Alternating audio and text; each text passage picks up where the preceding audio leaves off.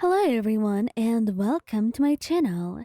And today I'll be reading multi-character listener by me. So let's get into it. Scaramouche. The two of you don't often fight, but when they do, usually you will try to de-escalate the argument. It's either you or him doing that, because arguments were never supposed to get so out of hand between the two of you. Things are meant to be handled quietly, quickly, because he didn't want to see you like this, and neither did you. He didn't want him to get angry at you. He didn't want the idea of arguments at all, and he failed to realize how healthy it could be. But bottling things up has never been the way, and Scaramouche wasn't truly used to this way of life.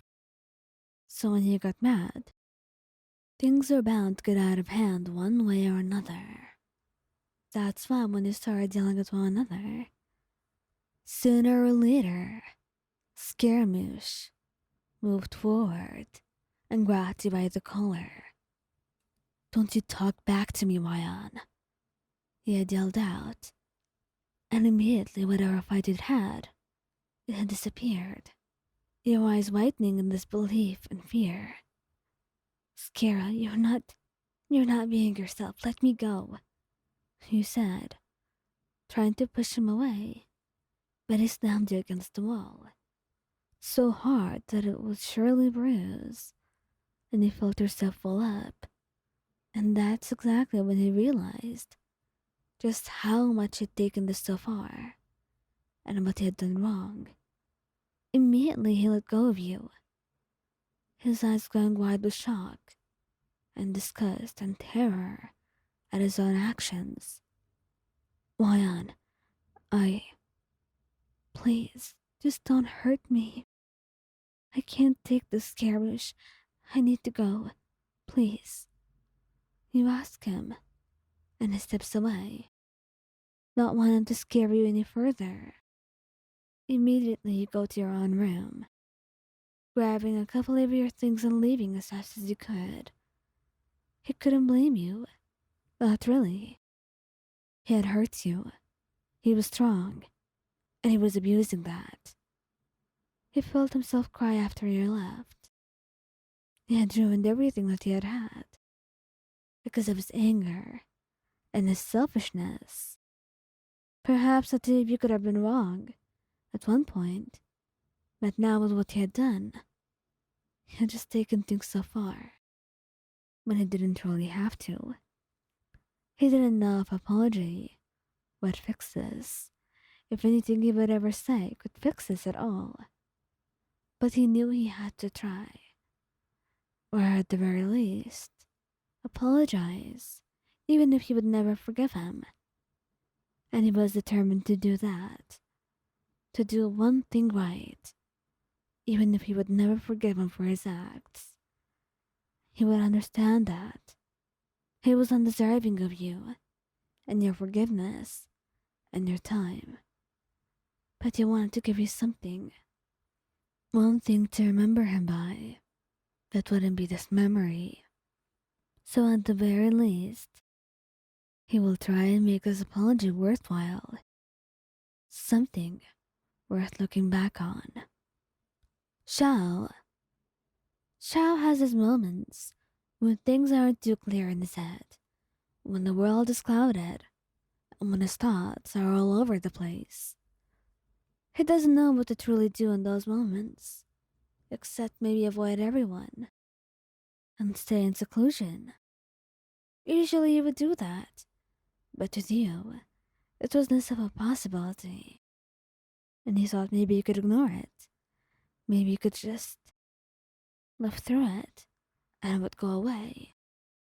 The weird thoughts in his head of hurting those around him, the thoughts that would hurt him at night, the thoughts that would keep him up, they could be ignored. Surely, he just wasn't trying hard enough. He kept telling himself over and over. But then, at one point, for no reason, he had reached out to you and grabbed you, roughly slamming you against the wall. You were terrified, trembling. Xiao, what are you doing? You. You're not well. Let me go. Please. You begged him, tears welling up in your eyes. And immediately, it was like he was blinded and now he was able to see again. His eyes opening as he looked at you. Lion, what have I done?